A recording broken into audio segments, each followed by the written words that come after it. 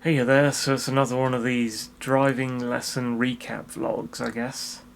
I said last time I had one lesson put down on the calendar with Sean, who was the driving instructor I had for my first lesson and who was quite uncommunicative, and I was kind of dreading it, but he put the date down so fast that I fumbled and had to say yes to it and just left it on the calendar.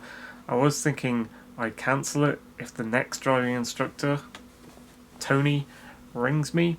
The Tony guy hasn't rang me, so I'm trying to get in contact with him myself because he's left it a bit late in the week. So I did this lesson, second lesson, 2 hours again with Sean. Quite costly for 2 hours, but I think if I book a block of 10 with whoever I get next, it'll shave some of the prices off, as if each singly booked lesson was a lower price sort of thing.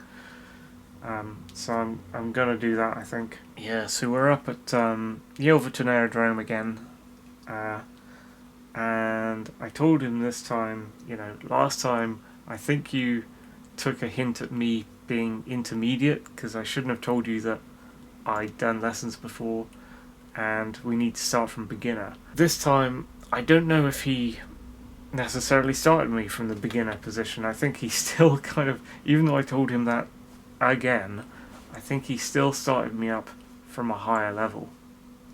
Because he didn't immediately have me doing the 5 junctions in a circle.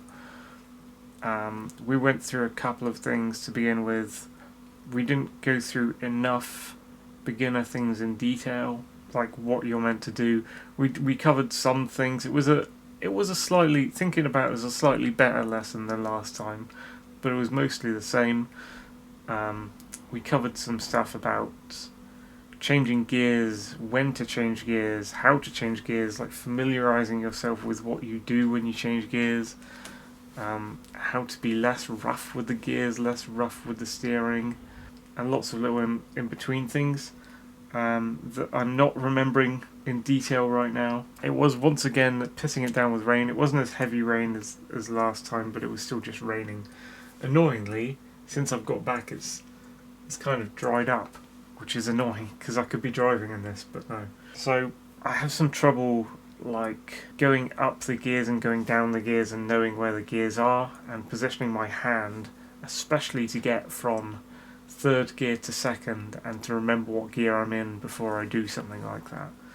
I'm meant to be holding my hand on the gear stick like more often, almost all the time, just holding my palm on the gear stick, and I keep forgetting to do that. I keep doing the gear, then taking my hand off. You are steering with one hand when you do that, which throws off my steering, but I need to get used to steering with one hand. But you're not meant to grip the wheel hardly at all. I couldn't get this, and he still said, look, you're gripping the wheel quite tightly, more tight than I would expect, and he said, like, try, are you hanging weight off the wheel? I thought, and I was kind of hanging my arms from the wheel sort of thing, because the wheel's got that little arch, you put your thumbs in sort of thing, or you can go around that way, and I was sort of, I guess, hanging off that instead of trying to be tightly gripping the wheel. I ended up hanging off it. He said, don't do that either. Try lifting your arms, or lifting your arms against gravity, but just touching the wheel really lightly. So there was stuff like that going on that needs to be done. Also, he showed me how you change gear very slowly. Like, he hovered in neutral for quite a while at a junction, going from second to first, I think it was.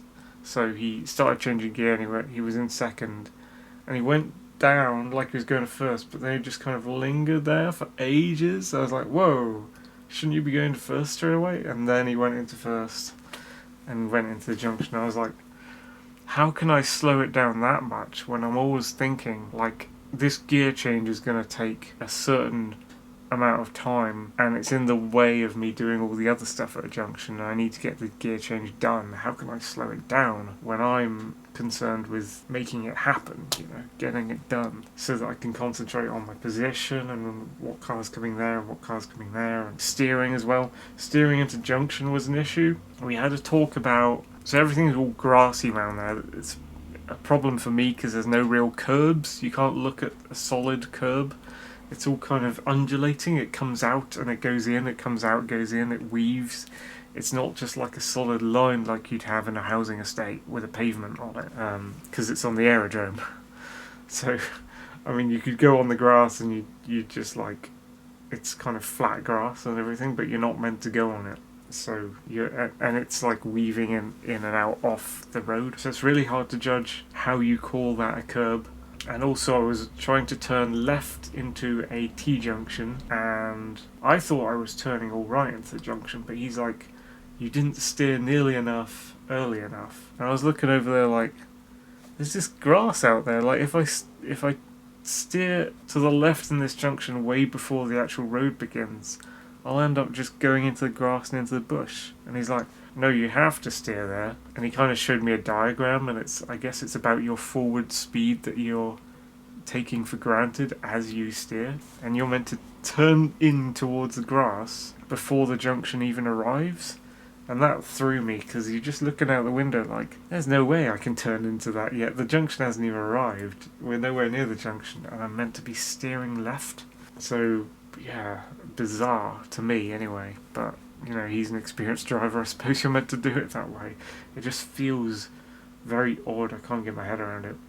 Also, he's talking through a lot of the junctions, and he takes control away from me and grips the steering wheel at unexpected moments. So I can't concentrate on the junction in the same way as I've been watching the kind of videos of driving instructors dealing with junctions, where they're kind of quite quiet and they kind of let the driving instructor try and do it themselves and mess up and then have another go at it. He just kind of talks over junctions the entire time, tells you 8 things to do in a second, and goes like, you're not doing those things, and just grabs the wheel and, I don't know, intervenes. It just strikes me as really impatient. I mean, he knows how to drive, he's a driver, he's a driving instructor, but comparing to the ones I've seen and the one guy I've been with already before him, he's not patient, and he doesn't communicate with you about what you need to know. He just kind of, I don't think it's even communication, but he just kind of yells at you like tons of things when you're at a junction. I know some of it's me, but with the pressure and with all the things to remember, I need to be able to talk to the guy to tell him how I'm going wrong, so he can suggest like alternatives or use some alternative teaching method on me.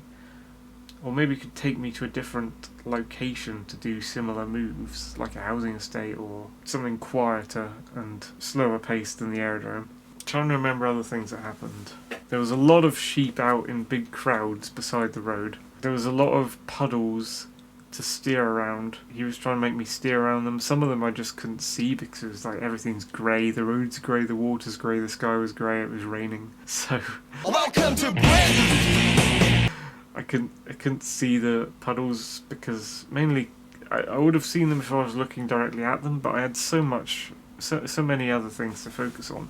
I was still trying to do road position. And right at the end, the last junction we did before the lesson stopped, my road position drifted off to the left again, and I didn't realise it was even happening.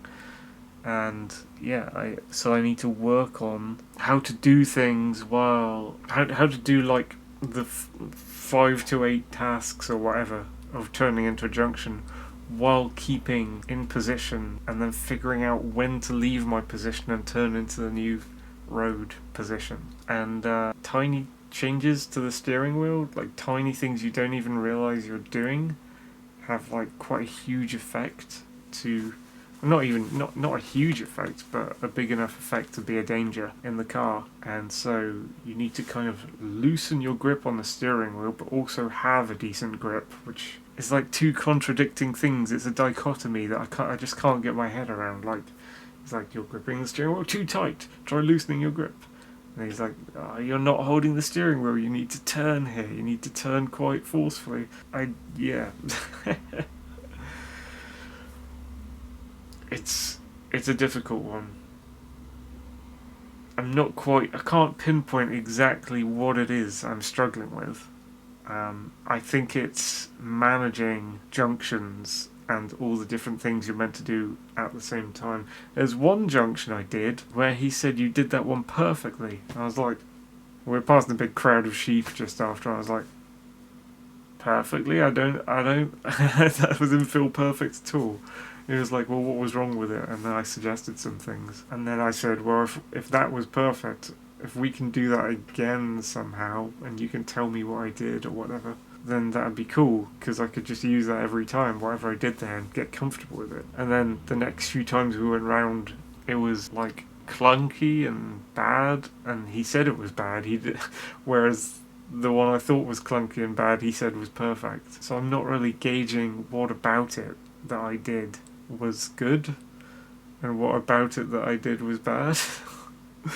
It's really like there's like minuscule details that my head is just not able to perceive. That things are happening that, like, it's like what I said about the car not having connection to the road like a bicycle does, which has a firm, hard, shaky, real connection to the road. The car has none of that.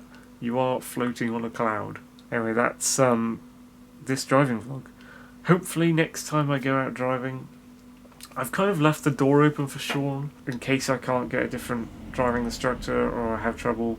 So I kind of said, like, you know, I'll arrange the next lesson by phone, please. And I just kind of bullshitted, saying, like, I've got some job interviews coming up, so I might have problems with availability, so let's not pencil in a date right now. I'll phone you about a date. So I managed to get around that and actually stop him from instantly automatically arranging the next lesson, which was a problem last time, I think. So we see if we get lessons with the next guy, Tony. See if he gets back to me. It might be a bit of a longer wait until that lesson if we can, and if we can't, I'll do another one with Sean, and I hope the weather will be better, else it'll just be more rain at the aerodrome and me struggling with junctions and him not being able to tell me what I need to do correctly because of whatever his teaching style is. So yeah, that was lesson 2. Thank you for watching. Catch you later. Here in my car, and now I'm starting to think about leaving tonight, but now nothing seems right in cars.